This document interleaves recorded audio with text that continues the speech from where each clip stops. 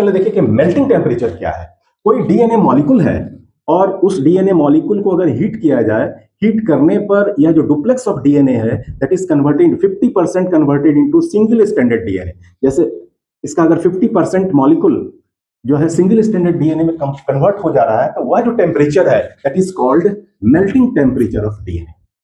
तो DNA duplex को अगर हीट करेंगे, हीट करने के बाद वह duplex molecule 50% single stranded DNA में कन्वर्ट हो जाता है, तो उस टेम्परेचर को उनका कहेंगे मेल्टिंग टेम्परेचर।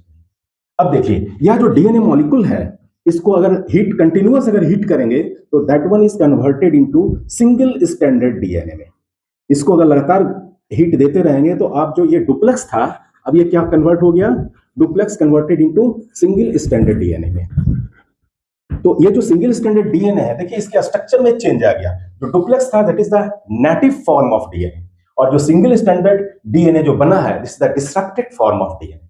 तो ये जो डुप्लेक्स से सिंगल स्ट्रैंडेड डीएनए का बनना हीट के effect say that is called denaturation. उस प्रोसेस को हम क्या कहते हैं, डीनेचुरेशन कहते हैं।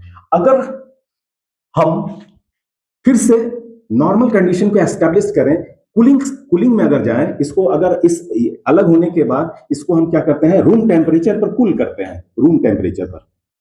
तो जब ये रूम टेम्परेचर पर कूल करेंगे तो single stranded DNA again regain the duplex structure और नेटिव फॉर्म ऑफ डीएनए।